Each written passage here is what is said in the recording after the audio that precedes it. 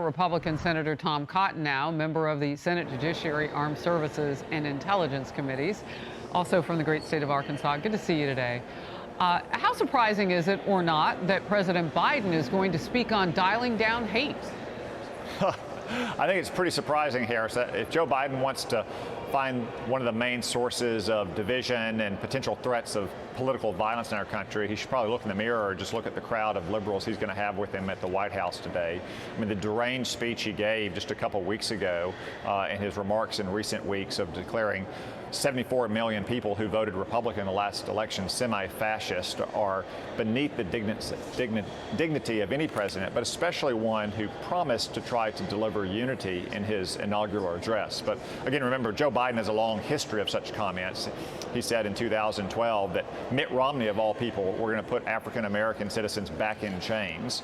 And his Department of Justice has not taken steps necessary to try to prevent political violence. I mean, you had left-wing agitators outside the homes of Supreme Court justices this summer in clear violation of federal law, and they refused to arrest a single one of them. That whole episode culminated in a deranged Democratic hitman flying from California trying to assassinate Brett Kavanaugh. Yet again, not a single person who organized those unlawful gatherings outside of justice homes have been arrested and brought to justice. So I think Joe Biden needs to look in the mirror and look at his fellow liberals when he's talking about the sources of division in this country. Boy, I tell you, you came with some examples that, I mean, we haven't forgotten them, but when you enumerate them that way, it's quite the stack. And so much offensiveness in there. I mean, so many points where he could start with, I wish I hadn't said this, let's do it differently. I do want to get to this real quickly. He's decrying that hate after attacking the GOP. He's saying that we've got to do better. A New York Post op-ed argues Biden drafts hate to get out the vote. The event will be the largest episode of the Biden Salvation Show. Every sane person already opposes mass murder and vicious attacks on innocent people. So there will be nothing to learn from the White House summit. Americans can condemn hatred without putting Biden or any other politician on a pedestal. Your reaction? Well, I think the New York Post actually didn't take the Democrats at the words. A lot of Democrats actually don't condemn violence and murder in some cases because they're actively working to try to put murderers back on the streets. Look at the Lieutenant Governor of Wisconsin, Mandela Barnes. He wants to eliminate the bail system in Wisconsin that would release criminals the moment after they get arrested and arraigned. Yet Joe Biden supports them. Look at the Lieutenant Governor of Pennsylvania, John Fetterman, a man who said if he could have one wish, it would be to eliminate long sentences for murderers. Yet Joe Biden supports him as well. The crime wave you're seeing in this country is a result of failed Democratic policies, and it starts at the top in the White House.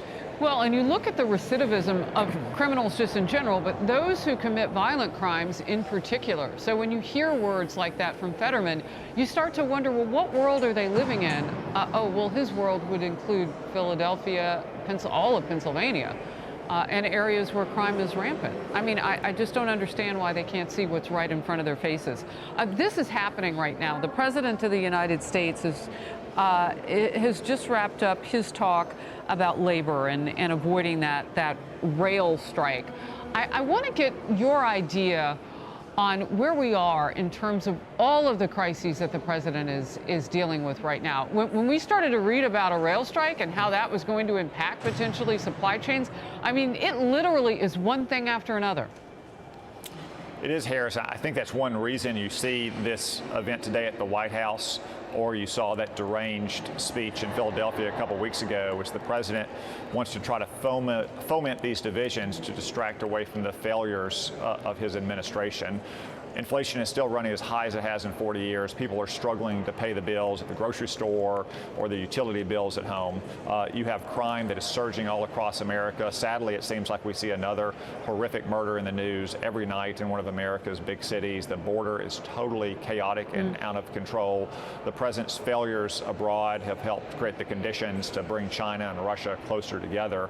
The failures of this president are all everywhere you turn. And I think the American people are going to hold the Democrats accountable for it in a couple months. You know, it's interesting. I had the Republican National Committee Chairwoman, Ronna McDaniel, on yesterday, and she said that if Republicans can focus on some of those things that you just mentioned, Will Cain says, no, make it all about the economy as well. She said that too.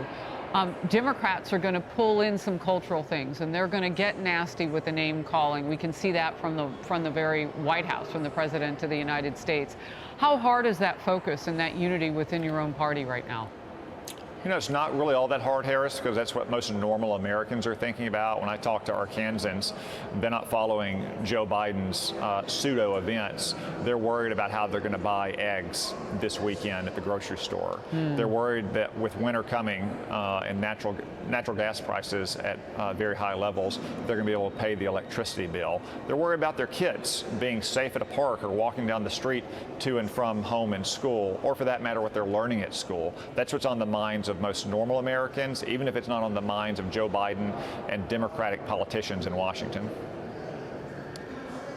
You know, I mentioned that the president had just been speaking at the White House. We know he's got a big speech planned later today on that Unity Summit that you and I started with, Senator.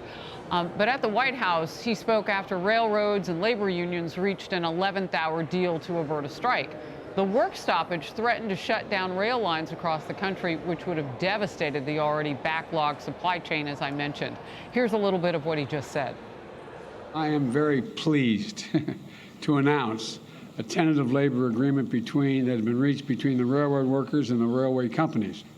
This agreement is a big win for America and for both, in my view. A quick reaction to that. We were just talking about all the things that are stacking up against this president. Well, I welcome any agreement that's going to keep America's railroads working. You know, this is primarily a private negotiation between the railroads and the railroad workers. I haven't seen the terms of their agreement. Again, it's largely between them, as any labor management negotiation is. But the consequences of a strike could have been devastating for America, up to $2 billion a day. I wish it hadn't gotten to this point. There has been some disruption of some cargo being pulled off the lines already. Hopefully that can get on very quickly. I wish we had reached this agreement a few days ago or a couple of weeks ago. It's been going on for several years, actually, but it's a good thing for Americans. Senator Cotton, it's always great to have you in focus. We can run the gamut on a lot of things, and we did today. Thank you. Thank you, Harris. Hey, it's Will Cain. Click here to subscribe to the Fox News channel on YouTube. It's the best way to get our latest interviews and highlights. And click to subscribe to the Will Cain podcast for full episodes right now.